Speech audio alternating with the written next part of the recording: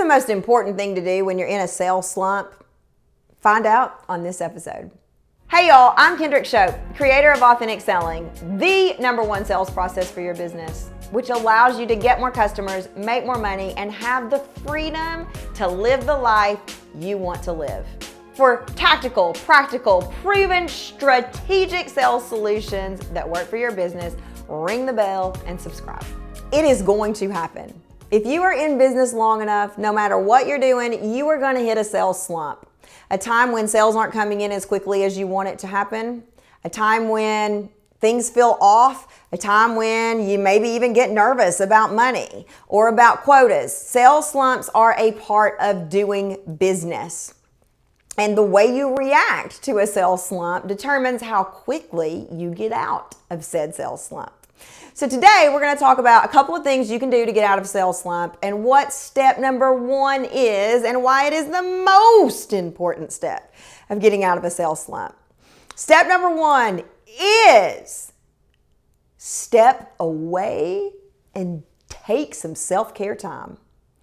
Oh, Kendrick, come on, man. Everything's wrong. Not making money. Nothing fits right. How in the world am I going to step away and make time for self-care? I need to hustle my way through. Hustle culture. No, you don't. No, you don't. As a matter of fact, the harder you try, the more likely the sales slump is going to get deeper and wider and worse. Now, let me tell you a little Shope sales story. Years ago, during our second launch or third launch for Sales School, which is now Authentic Selling University, sales were a little slower than I wanted them to be. And I was concerned. I even had this whole imposter thing kick in my head that was like, oh my God, if I don't hit my quota, how can I teach them to hit their quota? And I'm a fake, I'm a fraud, I'm a failure, blah, blah, blah, blah, blah, blah, blah. First of all, that's not good for anybody, right? And it just got worse and worse and worse. The more the launch went on, the more we weren't close to our numbers. Side note, you are going to absolutely have a launch where you don't hit your numbers. Even if you are the best salesperson in the world, you are going to have a quota you don't hit. That is life. It happens. But I was new to this industry and I felt so strongly that if I didn't hit my numbers, I wasn't worthy to teach you selling. Forget the 10 years of sales experience I had. Forget graduating top in my class for 2 corporate sales schools. Forget having successfully taught selling for the past 3 years. I thought if this launch fails, I'm done. I'm a failure. I'm a fake. I'm a fraud. So interestingly enough, there was 24 hours left before our cart closed. And a girlfriend of mine called me and said, hey, I've got tickets to see Kenny Chesney. Do you want to come? And I was like, I can't come. My cart closes in less than 24 hours. That's a no. That's a hard no. I'd love to come. Also, what made this really cool was I was in Arkansas at the time, and Kenny Chesney is from Tennessee. And so I was like, I really could use some time outside, hear Kenny Chesney sing Back Where I Come From, back where I come from, where I'll be when it's said and done. That's the wrong tune, but I'm still an old Tennessean. I thought that would be incredible. I so wish that the concert wasn't tonight. I so wish that I could go, but I'm in the middle of launch. And so I texted her and I was like, I can't come. And then about 5 minutes later, I was like, screw that. I'm going. So I went. I wore my Tennessee Vol shirt. I wore a cute little black mini skirt and boots. I still remember what I wore. And I trusted that the work I had done up to that point was good enough for me to step away for the 4 hours it took me to go to the concert. And you know what happened? I came home to a slew of sales. As a matter of fact, that ended up being one of our most successful launches.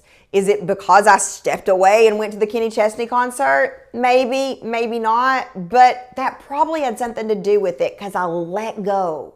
I trusted that the work I had done was good enough to attract the customers and get to yes.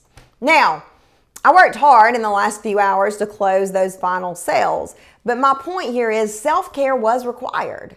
Self-care was required. It didn't make sense on paper. It didn't make sense with our hustle culture mentality.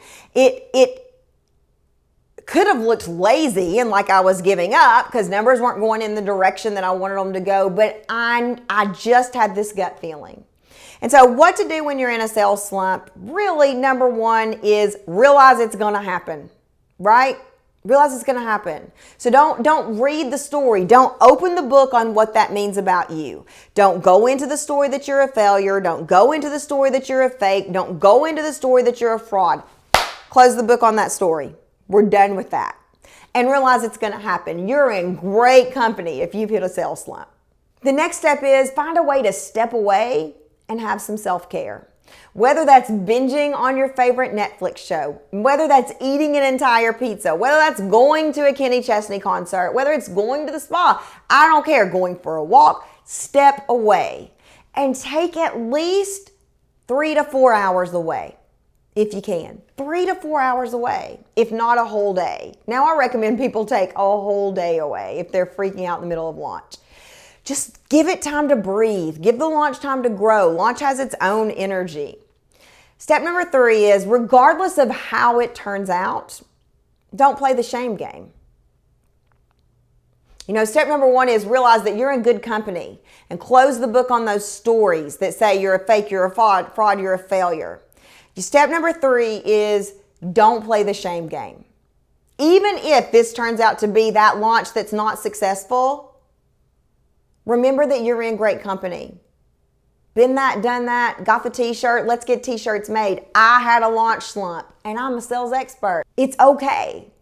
But don't play the shame game. Don't go into the shame spiral. Don't make one bad sales season mean that you have to throw it all in, that nobody's buying, that your people are all freebie seekers. Because I'm here to tell you, there are some tactical, practical, and tangible things that you can do to turn that launch around.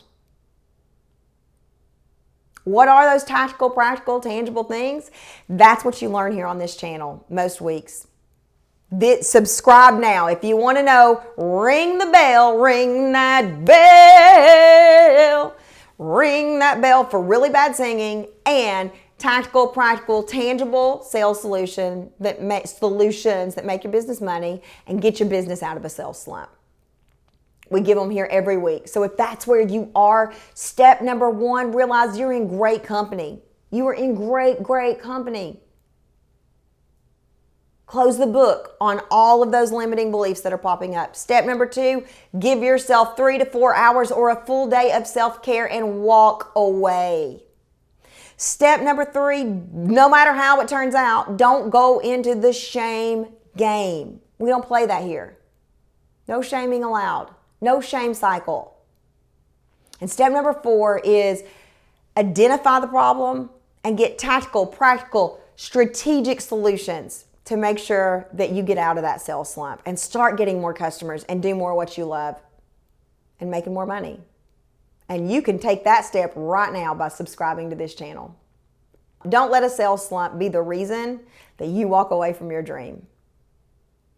I believe in you and I believe in your business. Bye, y'all.